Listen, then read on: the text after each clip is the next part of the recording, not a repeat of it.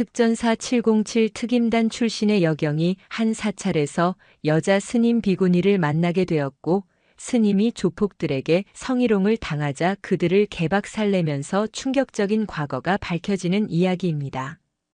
영상 시청 전에 구독과 좋아요 부탁드립니다. 저희에게 큰 힘이 됩니다. 계룡산의 정기는 안개처럼 피어올라 산사의 새벽을 적셨다. 동이 트기 전 가장 짙은 남색 어둠이 대지를 감쌀 때 청운사의 하루는 시작되었다. 법당 처마 끝에 매달린 풍경이 미동도 없는 시간, 묘지는 고요 속에서 홀로 눈을 떴다.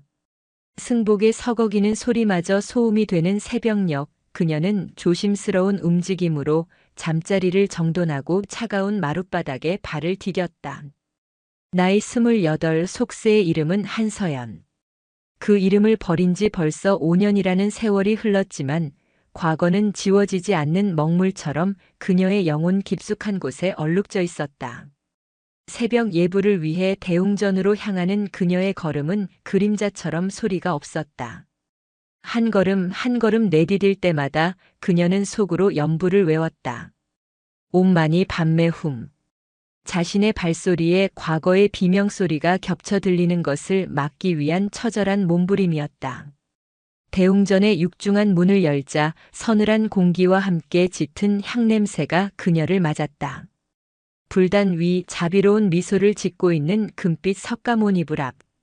묘지는 그 앞에 정좌하고 앉아 가만히 눈을 감았다. 고요. 그녀가 출가하여 가장 먼저 배운 것이자 가장 갈망했던 것이었다. 하지만 그녀의 내면은 단 한순간도 고요한 적이 없었다. 눈을 감으면 어김없이 나타나는 환영들. 비 오는 날 먼지 쌓인 체육관 창고에서 겁에 질려 떨던 아이의 얼굴. 깔깔거리며 그 아이의 머리채를 잡았던 자신의 모습. 지식여진 자존심 위로 쏟아붓던 경멸의 웃음소리. 그 모든 것이 어제 일처럼 선명하게 되살아나 그녀의 심장을 난도질했다. 묘지는 자신도 모르게 터져 나오려는 신음을 삼키며 더욱더 연불에 집중했다. 목탁 소리가 규칙적으로 법당 안을 채우기 시작했다. 주지인 원각 스님이 그녀의 곁에 앉아 예불을 이끌었다. 55의 원각 스님은 묘진의 아픔을 어렴풋이 짐작하면서도 한 번도 깊게 캐물은 적이 없었다. 그저 묵묵히 그녀의 수행을 지켜봐 줄 뿐이었다. 예불이 끝나고 공양간으로 향하는 길, 원각 스님의 얼굴에는 수심이 가득했다. 그의 시선은 낡고 퇴색한 법당의 단청과 군데군데 비가 새는 지붕에 머물러 있었다. 신도들의 보시가 줄어들면서 사찰의 살림은 날이 갈수록 팍팍해졌다. 당장 다음 달 기왓장을 갈 돈도 막막한 형편이었다. 묘진아. 예, 스님. 오늘따라 산안개가 유독 짙구나. 마음을 단단히 먹어야 할 게다. 원각 스님의 말은 안개를 핑계 삼았지만 그 안에 담긴 의미를 묘지는 알아들었다. 세상의 풍파가 이 고요한 산사까지 밀려오고 있음을. 그녀는 말없이 고개를 숙였다. 그날 오후 원각 스님의 예언은 현실이 되었다. 산사의 고요를 찢는 날카로운 엔진 소음이 들려왔다.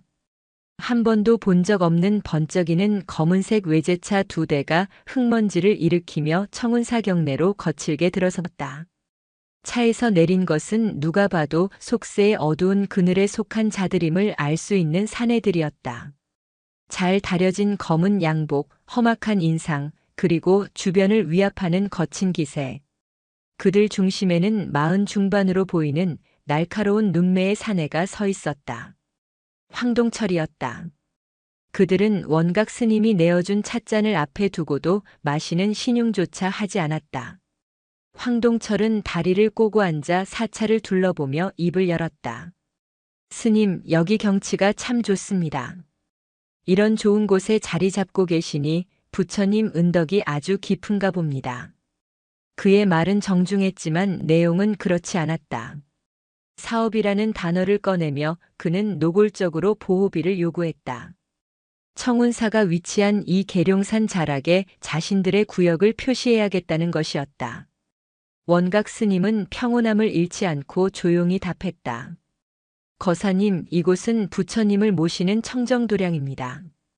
속세의 법이 미치지 않는 곳이지요. 조용히 차나 한잔하시고 마음을 씻어내고 가시지요. 그 말에 황동철의 입가에 냉소가 걸렸다. 스님, 부처님도 돈은 좋아하십니다. 이 좋은 절 유지하려면 돈이 필요할 거고 저희가 그 유지를 좀 도와드리겠다는 거 아닙니까? 좋은 게 좋은 거지요. 팽팽한 긴장감이 감도는 그때 무건 수행 중이던 묘진이 그들 앞에 찻잔을 더 내어놓기 위해 다가왔다. 황동철의 부하 중 하나가 음흉한 눈빛으로 그녀의 얼굴을 훑었다. 어이쿠, 이런 산골에 어울리지 않는 미인이 있네. 스님은 벙어리야? 얼굴은 반반한데 말 좀 해보시지. 사내의 거친 손이 묘진의 어깨를 향해 뻗어왔다. 묘진은 피하지 않았다. 그저 눈을 감고 다가올 치욕을 묵묵히 받아들일 준비를 했다. 과거 자신이 다른 이에게 가했던 고통에 비하면 이 정도는 아무것도 아니라고 그녀는 스스로를 다그쳤다. 그만해라. 그때 황동철의 나직하지만 힘있는 목소리가 부하의 행동을 제지했다. 상대가 누구든 예의는 지켜. 부하는 멋쩍은 듯 손을 거두었다. 황동철은 묘진을 잠시 바라보았다. 무표정한 얼굴, 감정을 읽을 수 없는 깊은 눈동자. 그는 알 수 없는 감정에 잠시 사로잡혔지만 이내 고개를 저으며 자리에서 일어났다. 일주일의 시간을 드리겠습니다, 스님. 그때까지 저희 성의를 어떻게 받아주실지 잘 생각해 보시지요. 협박을 남기고 그들은 왔을 때처럼 요란하게 사라졌다. 그들이 남긴 흙먼지가 가라앉고 나서야 청운사에는 다시 정적이 찾아왔다. 묘진은 여전히 그 자리에 미동도 없이 서 있었다. 하지만 아무도 보지 못하는 승복 소매 아래 그녀의 손은 가늘게, 아주 가늘게 떨리고 있었다. 과거의 업보가 마침내 이 속죄의 공간까지 그녀를 찾아온 것이었다. 며칠을 고심하던 원각 스님은 결국 일일이 버튼을 눌렀다. 속세의 법에 기대는 것이 수행자의 도리는 아닐지언정 묘진을 지키고 부처님의 도량을 지키기 위해서는 어쩔 수 없는 선택이었다. 신고는 대전중부경찰서 강력 1팀으로 배정되었다. 얼마 지나지 않아 경찰 마크가 선명한 승합차 한 대가 청운사 입구에 조용히 멈춰 섰다. 차에서 내린 두 사람의 모습은 대조적이었다. 한 명은 40 중반의 세월의 흔적이 묻어나는 편안한 인상의 베테랑 형사 최민준 팀장이었다. 다른 한 명은 갓 30이 될까 말까 한 젊은 여경, 하지만 그 눈빛과 자세에서는 신참의 어수룩함 대신 날카롭게 벼려진 칼날 같은 냉철함이 느껴졌다. 강윤아 경사였다. 최민준 팀장은 노련하게 원각 스님을 안심시켰다. 그의 부드러운 말투와 신뢰감 있는 태도는 불안에 떨던 노스님의 마음을 빠르게 진정시켰다. 그 사이 강윤아는 말없이 사찰 주변을 훑었다. 그녀의 시선은 경내로 들어오는 유일한 진입로, 주변 산의 지형, 그리고 낡은 처마 끝에 달려있는 CCTV의 사각지대까지 정확하게 포착해내고 있었다.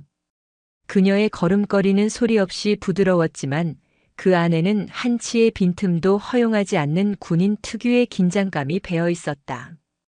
707 특수임무단 흑표부대의 전설적인 여군 출신.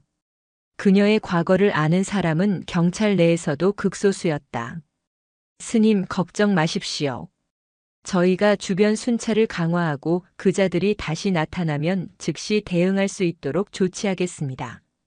최 팀장이 원각 스님과 대화를 나누는 동안 강윤아는 법당 뒤편에서 홀로 마당을 쓸고 있는 묘진 스님과 마주쳤다.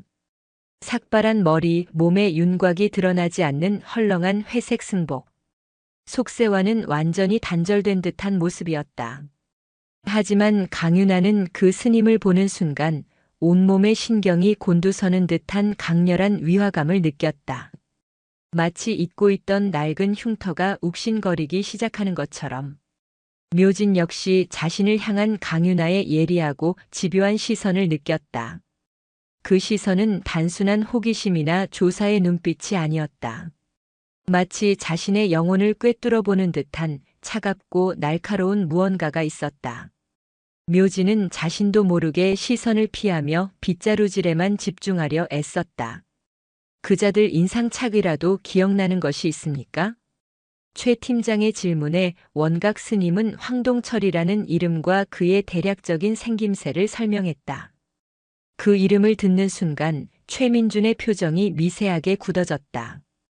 그의 뇌리 속 20년 전 비행 청소년 선도 프로그램을 통해 만났던 어둡지만 슬픈 눈을 가졌던 한 소년의 얼굴이 스쳐 지나갔다. 경찰서로 복귀하는 내내 강윤아는 침묵을 지켰다. 그녀의 머릿속은 온통 그 여승에 대한 생각으로 가득 차 있었다. 떨쳐내려 해도 떨쳐지지 않는 기시감. 뇌의 한 구석에서 경고등이 울리는 듯한 불쾌한 감각. 그녀는 도저히 그 정체를 파악할 수 없었다. 사무실에 도착하자마자 강윤아는 최 팀장에게 양해를 구하고 경찰 내부망에 접속했다. 그리고는 청운사를 검색해 사찰의 등록 정보를 열람했다. 주지 원각 스님의 정보 아래 승려라고 등록된 또 다른 이름이 있었다. 법명 묘진. 그리고 그 옆에 괄호 안에 적힌 속명. 한, 서, 연. 그 세 글자가 모니터 화면 위로 떠오르는 순간 강윤아의 세상은 굉음과 함께 무너져 내렸다. 시간이 멈췄다. 키보드를 두드리던 손가락이 그대로 굳었고 호흡이 가빠졌다. 눈앞에 모니터 화면이 흐려지면서 10년 전 지옥 같았던 신영여자고등학교의 풍경이 눈앞에 펼쳐졌다. 비웃음과 악의로 가득 찬 교실. 먼지 냄새와 곰팡이 냄새가 뒤섞인 체육관 창고. 차가운 타일 바닥에 감촉이 생생한 화장실. 그리고 그 모든 공간의 중심에 서서 여왕처럼 군림하며 자신을 나락으로 떨어뜨렸던 한서연의 얼굴. 윤아야, 왜 그래? 어디 안 좋아? 최 팀장의 걱정스러운 목소리가 아득하게 들려왔다. 강윤아는 대답할 수 없었다. 그녀는 천천히 고개를 숙여 책상 위로 엎드렸다. 누구에게도 보이고 싶지 않았다. 이 분노와 치욕, 그리고 다시금 피어오르는 무력감을. 그녀의 어깨가 가늘게 그러나 멈추지 않고 떨리고 있었다. 가해자는 속죄의 탈을 쓰고 부처의 그늘에 숨었고 피해자는 그 가해자를 지키기 위해 경찰이 되어 그녀 앞에 나타났다. 세상의 부조리함이 이보다 더 지독할 수는 없었다. 시간의 강은 서로 다른 방향으로 흐르는 듯 했지만 결국 하나의 상처에서 발원했다. 강윤아와 황동철, 그들의 현재는 너무나도 다른 모습이었지만 그들의 과거는 폭력이라는 공통된 키워드로 꿰어져 있었다. 10년 전 강윤아에게 고등학교는 전쟁터였다. 입학 초 사소한 오해로 시작된 한서연의 괴롭힘은 시간이 지날수록 집요하고 잔혹해졌다. 처음에는 은근한 따돌림으로 시작되었다.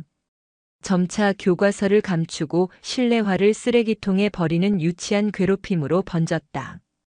강윤아가 침묵으로 저항하자 폭력의 수위는 걷잡을 수 없이 높아졌다. 한서연과 그 무리는 강윤아를 체육관 창고로 끌고 가 몇 시간이고 가둬두었다. 그녀의 자존심을 짓밟는 욕설을 퍼붓고 때로는 직접적인 폭력을 가하기도 했다. 그들의 웃음소리는 강윤아의 귓가에 저주처럼 박혔다. 그녀는 교사에게 도움을 청했지만 친구들끼리 장난 좀 친 것 가지고 뭘 그러냐는 무심한 대답만이 돌아왔다. 세상에 그녀의 편은 아무도 없었다.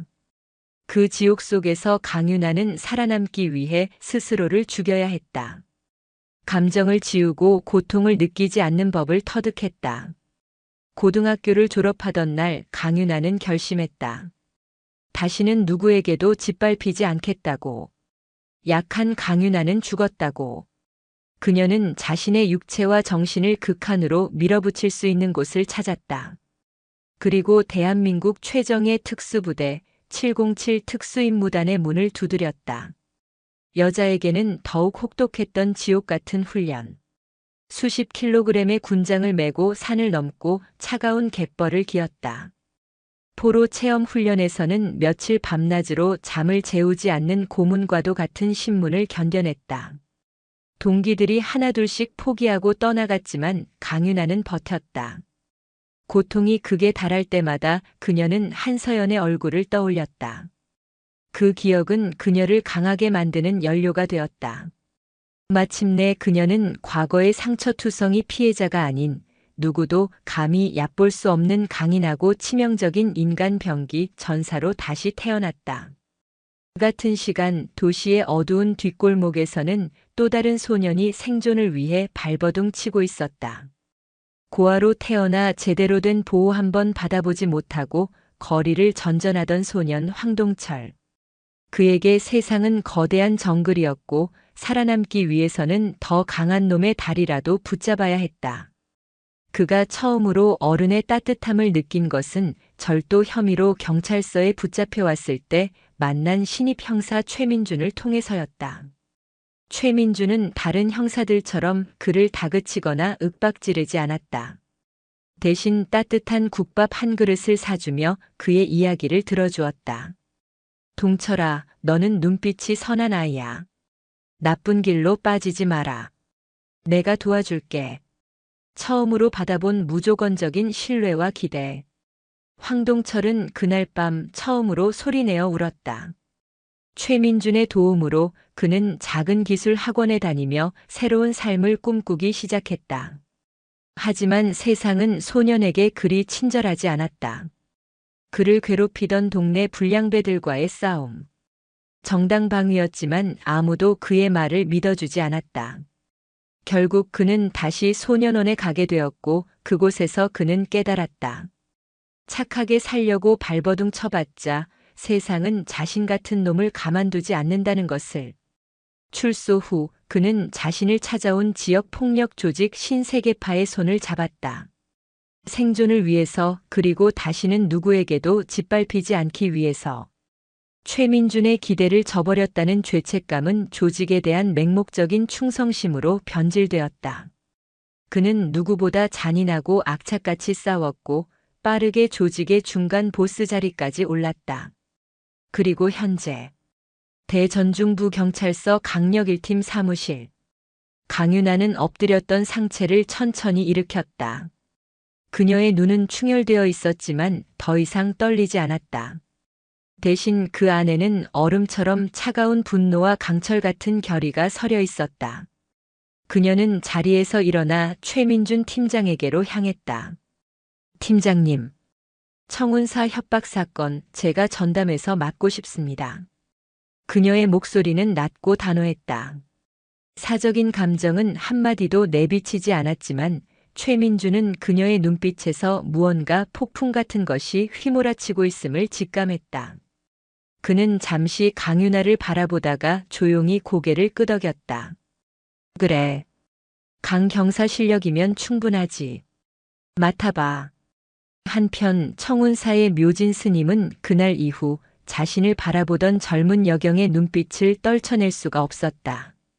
그토록 차갑고 날카로우며 깊은 슬픔과 분노가 뒤섞여 있던 눈. 그녀는 애써 부정하려 했지만 기억의 저편에서 희미한 얼굴 하나가 떠오르는 것을 막을 수 없었다. 자신이 그토록 괴롭혔던 말이 없고 눈이 컸던 아이.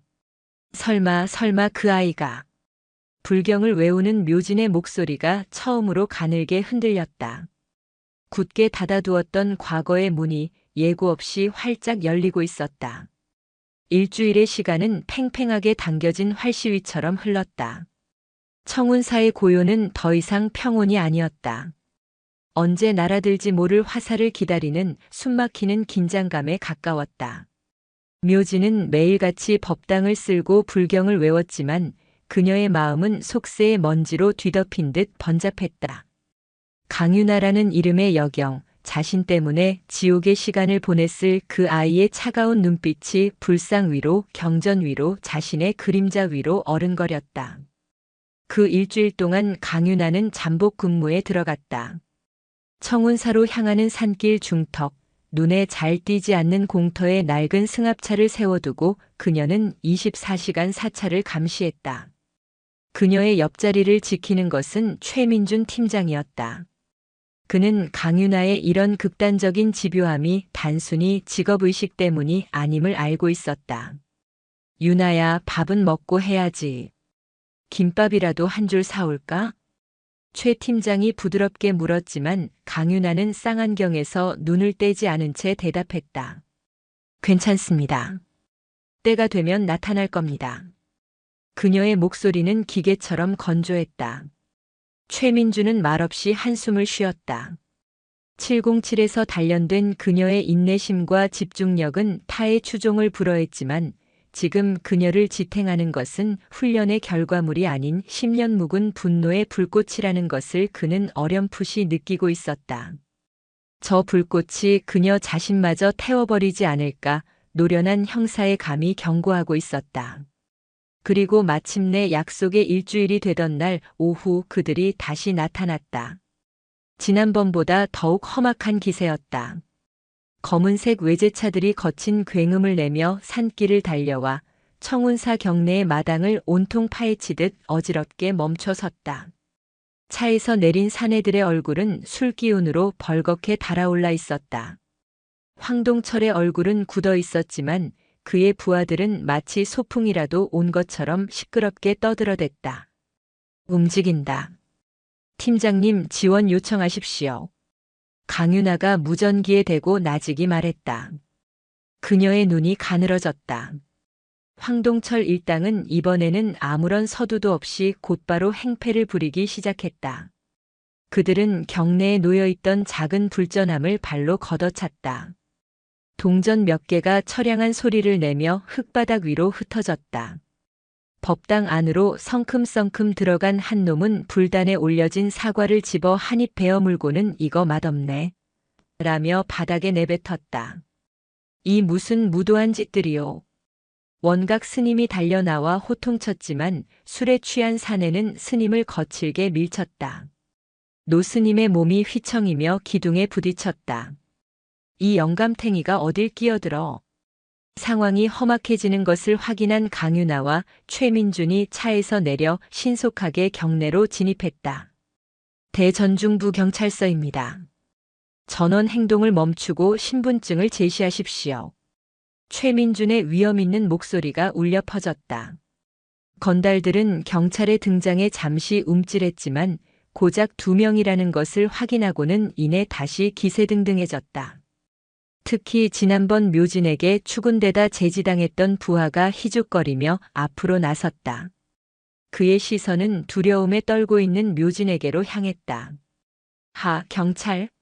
경찰이 오면 우리가 쫄 줄 알고. 일단 이거나 마저 하고. 그는 성큼성큼 묘진에게 다가가 그녀의 팔을 거칠게 붙잡았다. 묘진의 얼굴이 하얗게 질렸다. 이 고상한 스님 속세의 맛 좀 다시 볼까? 이렇게 예쁜 얼굴을 하고 산속에 처박혀 있으면 쓰나. 묘진은 눈을 질끈 감았다. 또다시 시작된 치욕. 이것이 자신의 업보라면 기꺼이 감당하리라. 그녀는 모든 저항을 포기했다. 그 순간 강윤아의 눈에서 차가운 불꽃이 튀었다. 건달의 조롱에 다른 놈들도 낄낄거리며 동조했다. 그중 하나가 강윤아에게로 시선을 돌렸다. 그는 노골적으로 그녀의 머리부터 발끝까지 훑어보며 음흉하게 웃었다. 어이 예쁜 경찰 아가씨. 험한 일 하지 말고 우리랑 같이 놀자. 오빠가 잘해줄게. 그가 희죽거리며 강윤아의 어깨에 손을 척 하고 올렸다. 바로 다음 순간이었다. 시간이 느리게 흐르는 듯 했다. 강윤아의 어깨에 닿았던 남자의 손은 마치 강력한 자석에 튕겨나가듯 튀어올랐다. 강윤아는 남자의 손목을 낚아채는 동시에 그의 체중을 역이용해 몸을 반바퀴 회전시켰다. 남자의 몸이 균형을 잃고 앞으로 쏠렸다. 강윤아는 그 짧은 순간 남자의 팔꿈치 관절을 자신의 어깨에 걸고 그대로 꺾어버렸다. 끄아악! 인대가 끊어지고 뼈가 뒤틀리는 끔찍한 소리와 함께 남자의 비명이 청운사에 울려 퍼졌다. 강윤아의 동작은 거기서 멈추지 않았다. 그녀는 비명을 지르는 남자의 목덜미를 잡아채 그대로 바닥에 처박았다. 쿵 하는 둔탁한 소리와 함께 남자는 바닥에 큰 대자로 뻗어버렸다. 단 2초. 눈 깜짝할 사이에 벌어진 일이었다. 모든 움직임은 군더더기 없이 간결했고 물 흐르듯 유연했으며 치명적으로 정확했다. 경내의 모든 소음이 거짓말처럼 멎었다. 묘진의 팔을 붙들고 있던 놈도 낄낄거리던 다른 놈들도 심지어 황동철마저도 눈앞의 광경을 믿을 수 없다는 듯 넋을 잃고 서 있었다. 강윤아는 바닥에서 고통스럽게 신음하는 남자를 얼음장 같은 눈으로 내려다보았다. 그녀의 입에서 나온 목소리는 방금 사람을 제압한 사람의 것이라고는 믿기지 않을 만큼 평온하고 냉정했다. 대한민국 경찰에 대한 공무집행방해 현행범으로 체포한다. 그제야 정신을 차린 건달들이 주춤거리며 뒷걸음질 쳤다. 그들의 눈에 더 이상 강윤아는 예쁜 경찰 아가씨가 아니었다. 자신들이 감히 대적할 수 없는 다른 차원의 존재였다. 최민준이 그 틈을 놓치지 않고 앞으로 나서며 소리쳤다. 전부 무릎 꿇고 손머리 위로 올려. 저항하면 이놈처럼 똑같이 만들어줄 테니까. 그 말에 건달들은 약속이라도 한 듯 우르르 무릎을 꿇었다. 최민준은 차례로 그들에게 수갑을 채웠다. 그는 움직이지 않고 서 있는 황동철에게로 똑바로 걸어갔다. 그의 얼굴에는 분노보다 더 깊은 실망감이 어려 있었다. 이게 내가 선택한 삶이냐, 동철아. 내가 알던 너는 이런 놈이 아니었는데. 정말 실망이다. 20해의 세월을 넘어 형사 아저씨가 아닌 팀장이 던진 그 한마디는 황동철의 가슴에 비수처럼 박혔다. 그는 아무런 변명도 하지 못했다.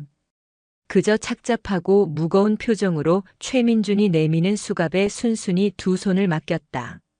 소란이 모두 정리되고 지원을 나온 경찰들이 건달들을 차에 태우는 동안 청운사에는 다시 어색한 정적이 흘렀다. 묘진은 여전히 그 자리에 못 박힌 듯 서 있었다. 강윤아는 그런 그녀의 곁을 말없이 스쳐 지나갔다.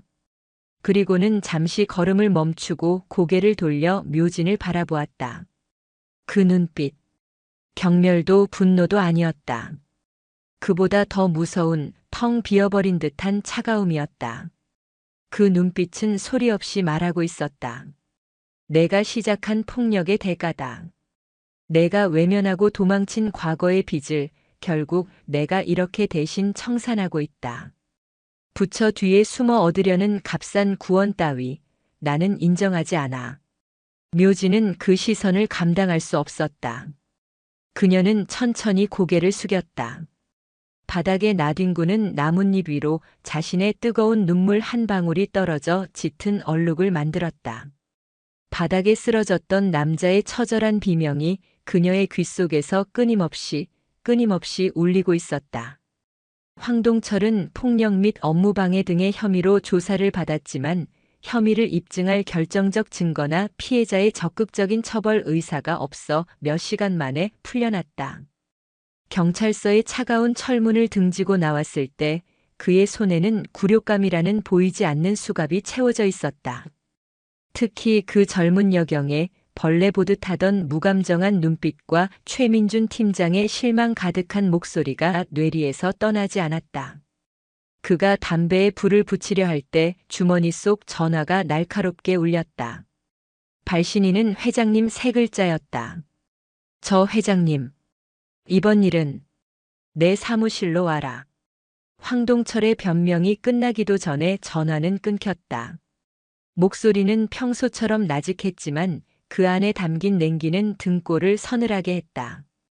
그는 약속 장소로 향했다. 평소의 낡은 조직 사무실이 아니었다. 도시의 야경이 한눈에 내려다 보이는 초고층 빌딩의 펜트하우스. 신세계파의 보스, 양 회장의 진짜 집무실이었다. 거대한 통유리창 앞에 서서 대전 시내를 내려다보고 있던 양 회장은 뒤돌아보지도 않고 말했다. 고작 절간 하나 처리 못해서 이 소란을 피우나? 죄송합니다. 경찰이 생각보다 빨리 그리고 그 여형사가 보통이 아니었습니다. 변명은 듣고 싶지 않다. 양 회장은 그제야 몸을 돌렸다. 그의 손에는 두루마리 종이가 들려 있었다. 그는 그것을 거대한 원목 테이블 위에 펼쳐 보였다. 화려한 색채로 그려진 조감도. 계룡산 천상 리조트라는 글씨가 선명했다. 이게 뭔지 아나? 황동철은 침을 삼켰다. 조감도에는 청운사가 있던 자리에 거대한 호텔과 골프 코스, 고급 빌라 단지가 들어서 있었다. 청운사 부지는 계룡산 국립공원 내에서도 노른자위 땅이다. 저 절만 없애면 이 모든 게 현실이 되는 게야. 고작 푼돈 뜯어내는 조무래기 짓 하라고 널 거기 보낸 줄 알았나? 양 회장의 눈이 뱀처럼 번뜩였다.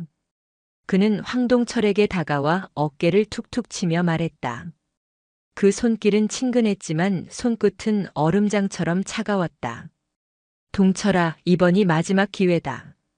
어떤 방법을 써서라도 그 절을 비워. 내년에 착공해야 하거든. 또다시 실망시키면 알지. 내 자리 탐내는 젊은 애들이 줄을 섰다는 거. 그것은 협박이 아닌 차가운 사실의 통보였다. 황동철은 펜트하우스를 나오며 비로소 깨달았다. 자신이 거대한 기계의 부품에 불과하다는 것을. 그리고 그 부품은 언제든 교체될 수 있다는 것을. 그 같은 시각 청운사의 묘지는 무너져 내린 마음을 다스리지 못하고 있었다. 그날의 폭력적인 소란, 바닥에 나뒹굴던 사내의 비명, 그리고 무엇보다 자신을 꿰뚫어 보던 강윤아의 얼어붙은 눈빛. 그 모든 것이 그녀의 위선적인 평온을 산산조각 냈다. 지금껏 그녀는 이곳 청운사에서 묵묵히 수행하고 참회하면 과거의 업보가 눈 녹듯 사라질 것이라 믿었다. 그것은 오만이었다. 자신의 참회는 오직 자기 자신만을 위한 것이었지 피해자의 고통을 위한 것이 아니었다.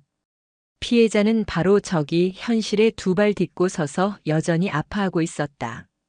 자신의 죄는 부처님께 비는 것만으로 끝날 일이 아니었다. 자신이 상처 준 그 사람에게 직접 용서를 구해야만 했다. 그것이 불가능할지라도 시도조차 하지 않는 것은 또 다른 기만이었다. 결심을 굳힌 그녀는 원각 스님을 찾아갔다. 스님, 잠시 속세에 다녀와야겠습니다. 원각 스님은 붓글씨를 쓰다 말고 조용히 그녀를 바라보았다. 그는 아무것도 묻지 않았지만 모든 것을 알고 있는 듯한 깊은 눈으로 말했다. 그래. 가보거라. 마주해야만 흘려보낼 수 있는 업도 있는 법이지. 묘지는 수년 만에 처음으로 승복을 벗었다. 장롱 깊숙이 넣어두었던 낡은 회색 블라우스와 검은 통바지. 속세의 옷은 어색하고 불편했다. 마치 남의 옷을 입은 기분이었다. 산사를 내려가는 버스에 앉아 차창 밖으로 스쳐 지나가는 풍경을 보며 그녀의 마음은 더욱 복잡해졌다.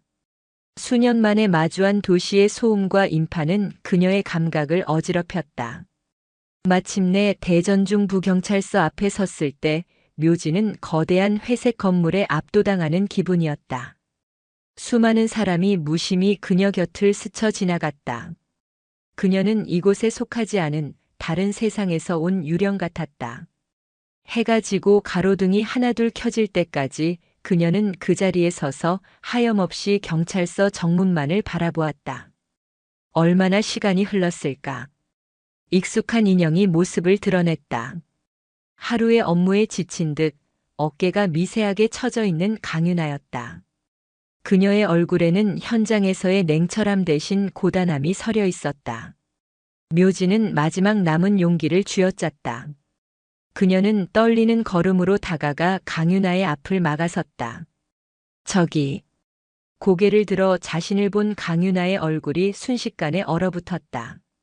피곤함은 간데없이 사라지고 그 자리에는 다시 날카로운 경계심과 혐오감이 가득 찼다.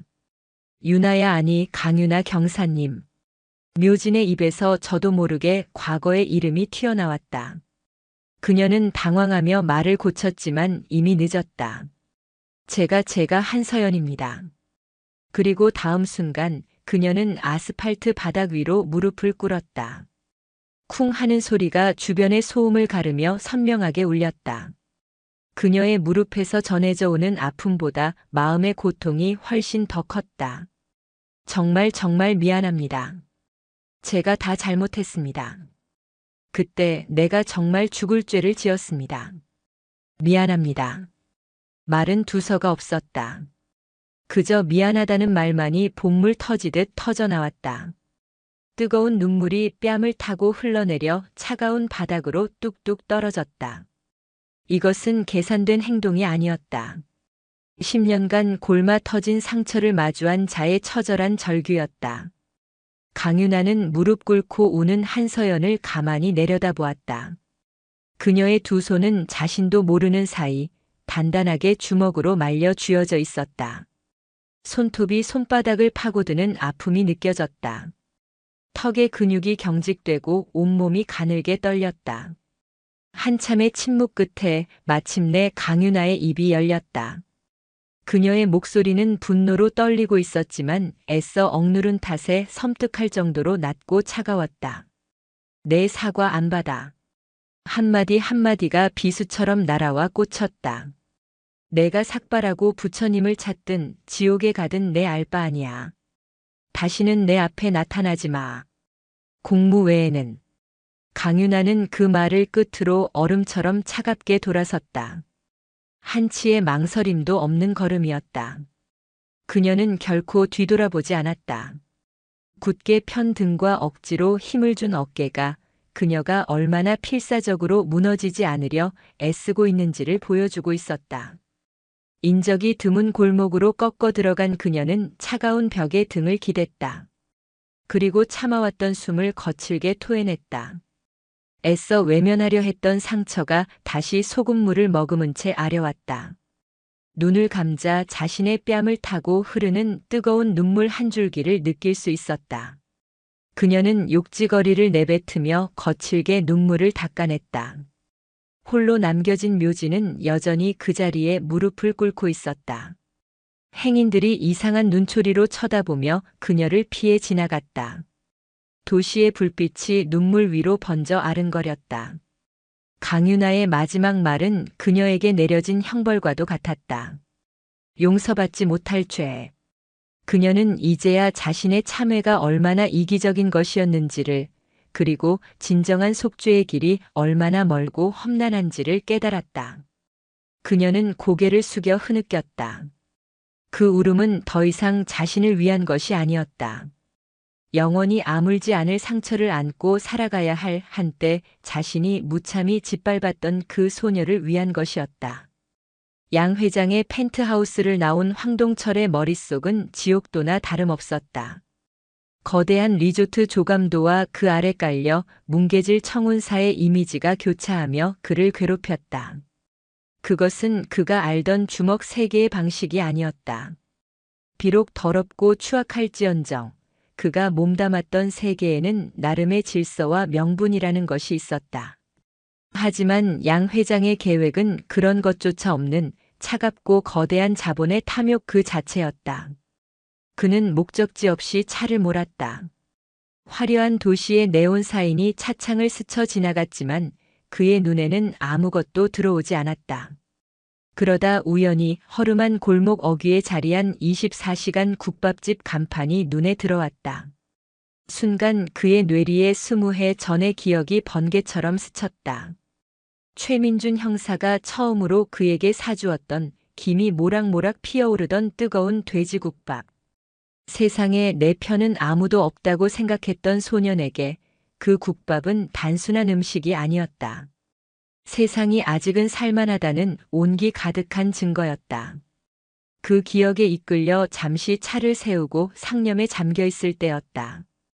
기이그 하는 날카로운 마찰음과 함께 골목에서 갑자기 튀어나온 차 한 대가 그의 차 앞에서 아슬아슬하게 멈춰 섰다. 황동철이 욕설을 내뱉으려 창문을 내리는 순간 상대 차에서 내리는 운전자를 보고 그는 그대로 굳어버렸다. 최민준 팀장이었다. 퇴근길이었는지 편안한 옷차림의 최민준 역시 그를 알아보고는 잠시 놀란 표정을 지었다. 어색하고 팽팽한 침묵이 흘렀다. 먼저 입을 연 것은 최민준이었다. 그는 황동철의 차를 툭툭 치며 나직이 말했다. 운전 조심해라, 동철아. 한순간의 실수가 인생을 망치는 법이다. 그 말은 운전에 대한 경고였지만 동시에 인생에 대한 경고이기도 했다. 황동철은 그 말의 무게를 온몸으로 느끼며 아무 대답도 하지 못했다. 최민주는 더 말없이 자신의 차로 돌아가 골목을 빠져나갔다. 그 우연한 만남은 황동철에게 마치 어떤 계시처럼 느껴졌다. 그는 자신도 모르게 차를 돌려 계룡산으로 향했다. 이미 해가 저물어 어둠이 내린 청운사. 그는 차를 멀찌감치 세워두고 경내로 들어섰다. 낮에 소라는 간데없고 풀벌레 소리만이 가득한 산사는 깊은 평온에 잠겨 있었다. 법당 옆 작은 텃밭에서 묘진 스님이 홀로 쭈그리고 앉아 잡초를 뽑고 있었다. 황동철은 조심스럽게 그녀에게 다가갔다. 인기척을 느낀 묘진이 고개를 들었다.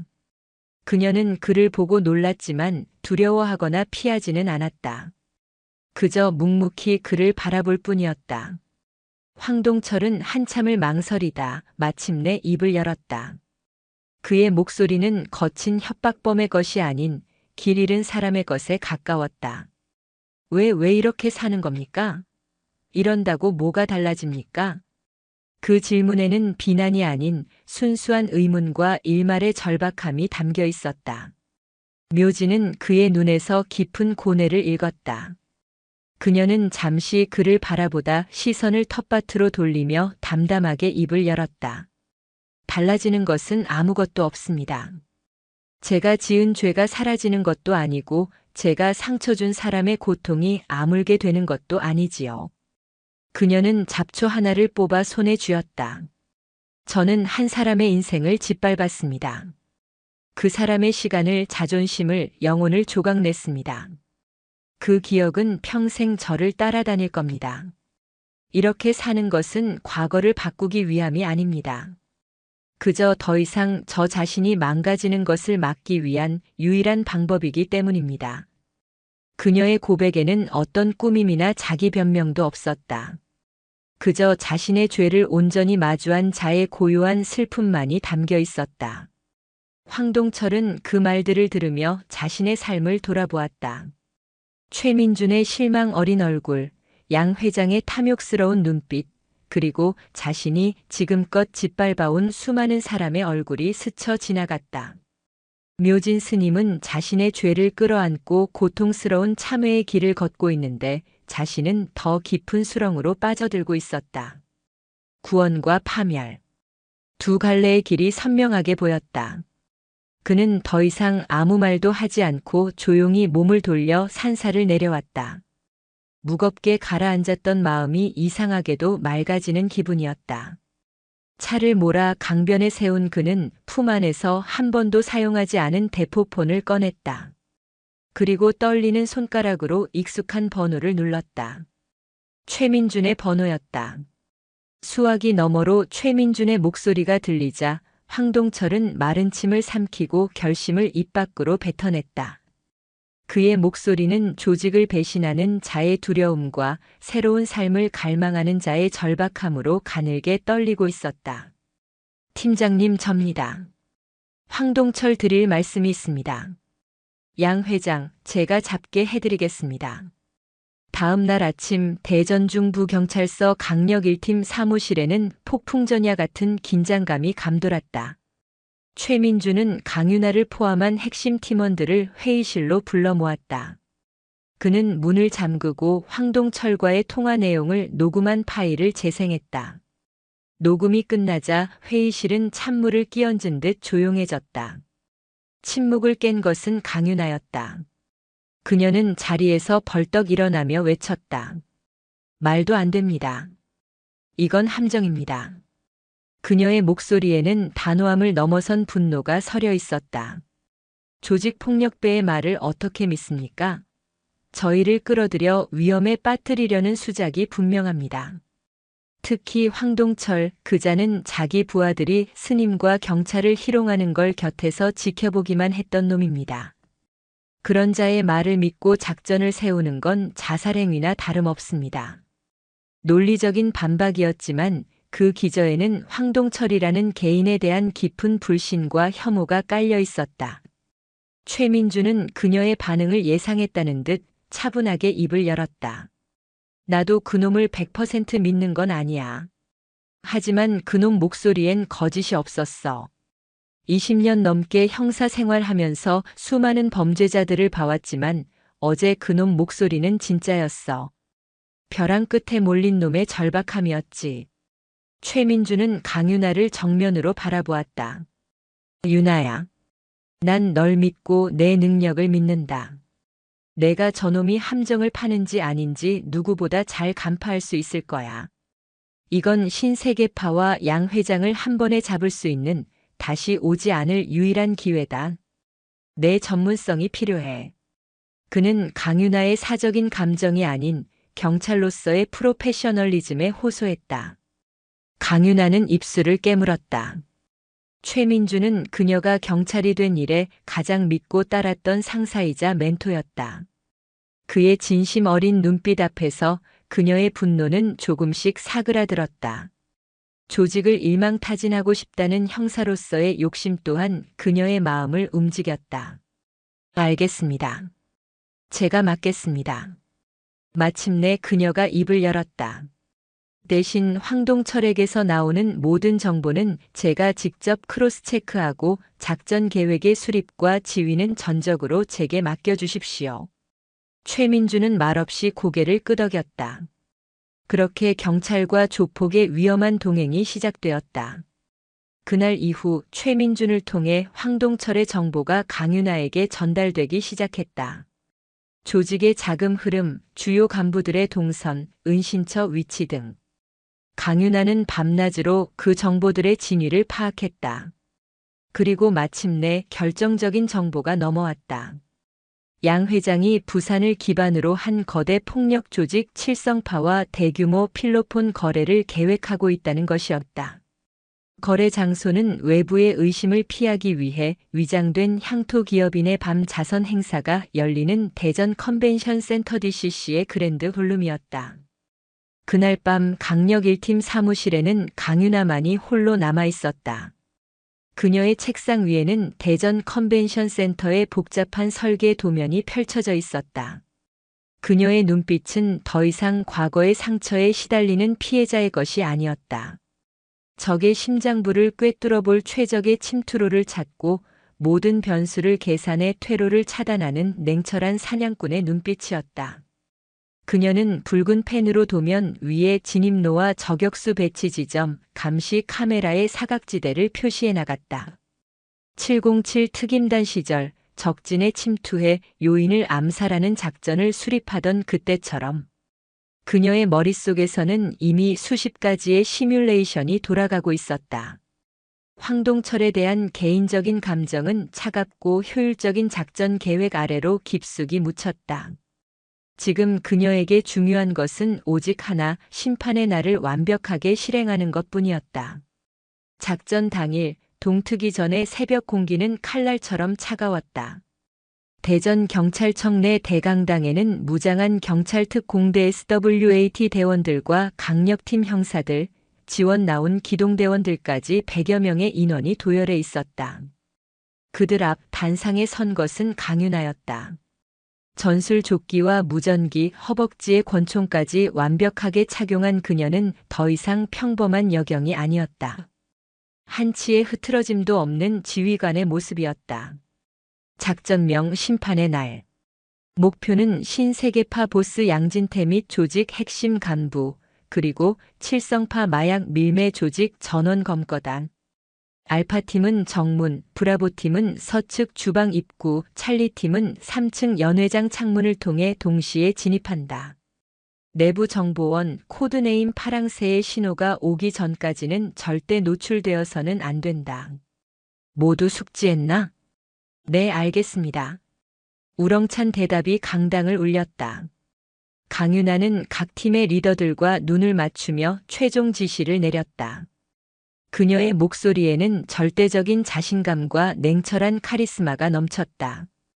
같은 시각 화려한 샹들리에가 빛나는 대전 컨벤션 센터 그랜드 볼룸.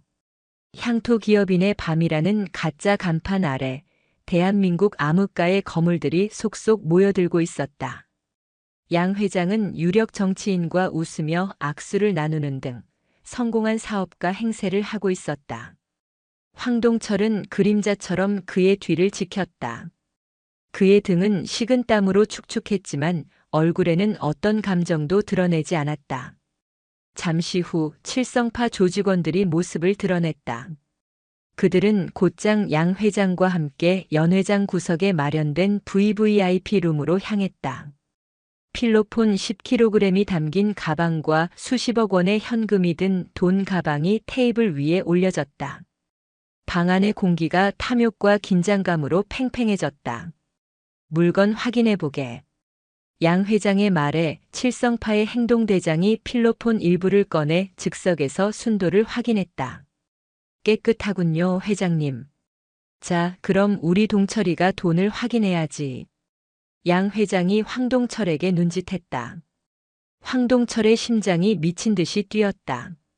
그는 돈 가방으로 다가가 뚜껑을 여는 척하며 가슴에 달린 넥타이 핀을 매만졌다. 파랑새의 마지막 신호였다. 바로 그 순간이었다. 쾅! 꽈과광! VVIP 룸의 강화 유리가 굉음과 함께 박살나며 검은 복장의 특공대원들이 섬광탄과 함께 쏟아져 들어왔다. 눈을 멀게 하는 섬광과 귀를 찢는 폭음에 방 안의 조폭들은 순간적으로 모든 감각을 상실했다. 경찰이다. 꼼짝 마. 손 머리 위로 올려. 연 회장 전체에서도 동시에 작전이 개시되었다. 정문과 주방 입구를 통해 수십 명의 경찰이 들이닥쳤고 천장 창문에서는 로프를 탄 특공대원들이 강화했다. 화려했던 연 회장은 순식간에 아수라장으로 변했다. VVIP 룸. 강윤아는 깨진 유리창을 넘어 가장 먼저 방 안으로 진입했다. 그녀의 눈은 오직 한 사람, 양 회장만을 쫓고 있었다. 충격에서 벗어난 양 회장의 경호원이 총을 뽑아 들려 하자 바로 옆에 있던 황동철이 그를 향해 몸을 날렸다. 그는 경호원의 다리를 걸어 넘어뜨리며 강윤아가 나아갈 길을 터주었다. 그 짧은 순간 강윤아는 망설이지 않았다. 그녀는 맹수처럼 양 회장에게 달려들어 그의 팔을 꺾고 벽으로 거칠게 밀어붙였다. 양진태. 마약류 관리에 관한 법률 위반, 범죄단체 조직죄 현행범으로 체포한다. 차가운 수갑이 양 회장의 손목에 채워지는 소리가 선명하게 울렸다. 대한민국 암흑가를 20년간 주름잡던 거악이 무너지는 순간이었다. 모든 소란이 끝나고 연 회장은 머리에 손을 올리고 무릎 꿇은 조폭들과 그들을 제압한 경찰들로 가득 찼다. 황동철은 이 모든 광경의 한가운데 홀로 우두커니 서 있었다. 그는 도망치지 않았다. 그는 현장을 지휘하고 있는 최민준에게로 천천히 걸어갔다. 그리고 그의 앞에 멈춰 서서 말없이 두 손을 내밀었다. 팀장님, 저도 제 죗값 받겠습니다. 최민준은 복잡한 눈빛으로 한참 동안 그를 바라보았다. 그 눈에는 질책과 안도감 그리고 한 소년에 대한 오랜 미안함과 일말의 자랑스러움이 뒤섞여 있었다. 그는 말없이 수갑을 꺼내 황동철의 손목에 채웠다. 화려했던 샹들리의 불빛 아래 마침내 심판의 날은 막을 내리고 있었다. 3번의 가을이 계룡산의 숲을 물들이고 지나갔다. 3년이라는 시간은 많은 것을 바꾸어 놓았다. 심판의 날 작전 이후 신세계파와 칠성파는 뿌리째 뽑혀 와해되었고 양 회장을 비롯한 조직의 핵심 간부들은 모두 중형을 선고받았다. 황동철은 범죄단체 조직죄는 피할 수 없었으나 결정적인 제보와 수사 협조를 인정받아 비교적 가벼운 형을 선고받았다. 그 3년 동안 청운사에는 고요한 평화가 뿌리내렸다. 양 회장의 리조트 개발 계획은 백지화되었고 산사는 본래의 모습을 지킬 수 있었다. 신세계파의 행패를 이겨낸 사찰이라는 소문이 아름아름 퍼지면서 오히려 신도들의 발길이 늘었다.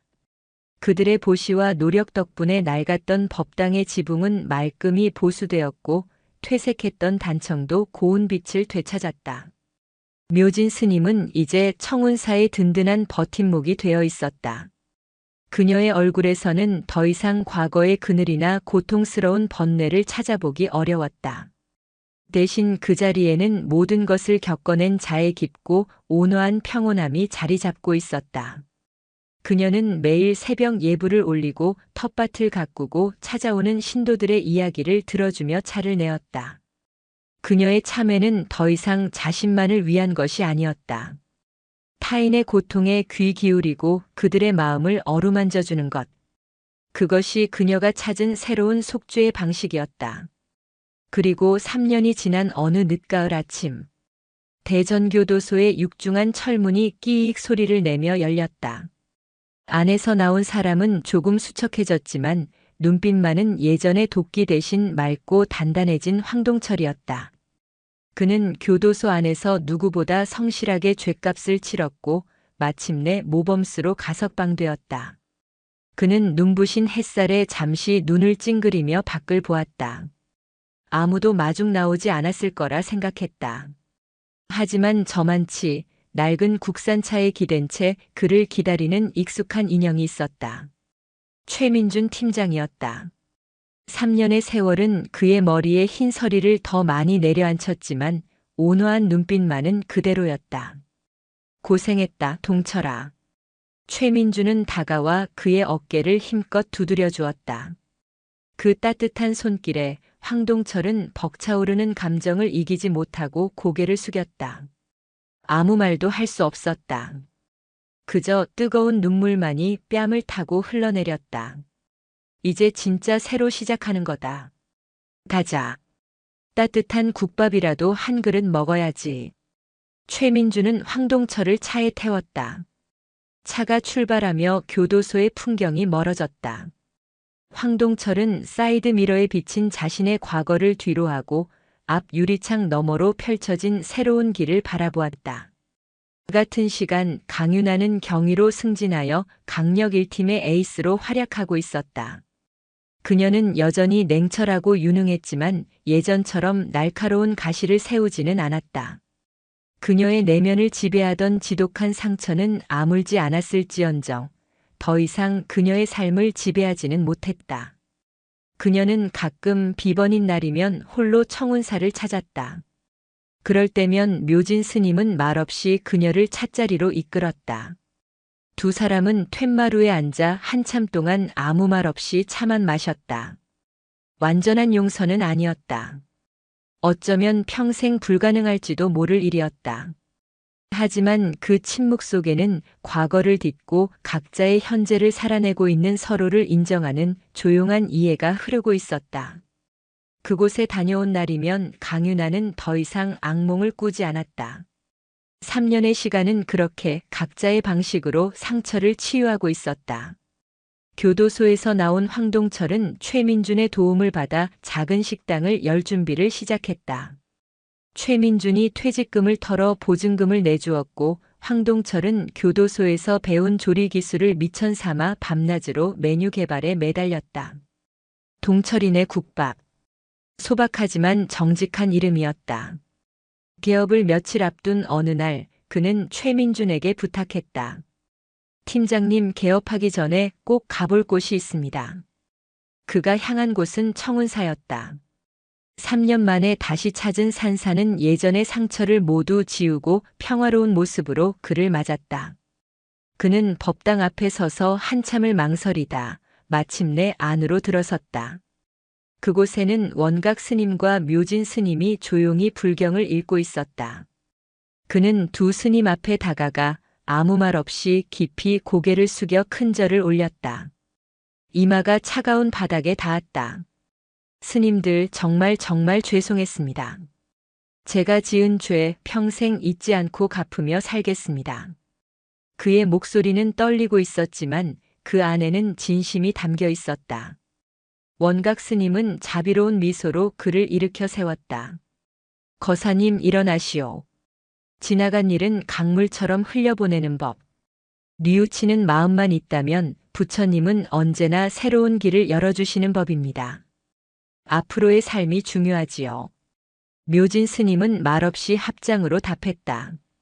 그녀의 눈빛은 더 이상 그를 원망하거나 두려워하지 않았다. 그저 한 인간의 참회를 묵묵히 지켜보는 깊고 평온한 눈빛이었다. 바로 그때였다. 법당 입구로 누군가 들어섰다. 사복 차림의 강윤아였다. 최민준이 미리 연락을 해둔 것이었다. 황동철은 그녀를 보자마자 온몸이 굳어버렸다. 어색하고 무거운 침묵이 법당 안을 채웠다. 황동철은 자신도 모르게 뒷걸음질 치려 했다. 하지만 그는 이내 마음을 다잡고 강윤아를 향해 다시 한번 깊이 고개를 숙였다. 경위님 정말 죄송했습니다. 그 한마디를 내뱉기까지 그는 수만 번을 망설였을 것이다. 강윤아는 아무 말 없이 그를 바라보았다. 그녀의 얼굴에는 어떤 감정도 읽을 수 없었다. 시간은 영원처럼 길게 느껴졌다. 마침내 강윤아의 입이 열렸다. 그녀의 목소리는 여전히 낮았지만 예전의 얼음장 같은 냉기는 없었다. 맛있는 밥으로 갚으세요. 그 한마디. 그 안에 모든 것이 담겨 있었다. 용서도 화해도 아니었지만 그것은 과거를 딛고 앞으로 나아가겠다는 미래를 향한 약속이었다. 황동철의 눈에서 다시 한번 뜨거운 눈물이 흘러내렸다. 네 사람은 나란히 청운사 툇마루에 앉았다. 과거 학교 폭력의 가해자와 피해자, 한때 서로를 쫓고 쫓기던 형사와 조직원. 결코 어울릴 수 없을 것 같던 네 사람은 이제 각자의 상처와 과거를 끌어안은 채 같은 곳을 바라보고 있었다. 계룡산의 푸른 그림자 아래로 늦가을의 따스한 햇살이 길게 드리워지고 있었다. 그것은 모든 것을 용서하고 모든 것을 치유하는 구원의 빛이었다. 그 평화로운 풍경 위로 이야기는 조용히 막을 내렸다. 영상이 유익하셨다면 구독과 좋아요, 댓글까지 부탁드리겠습니다.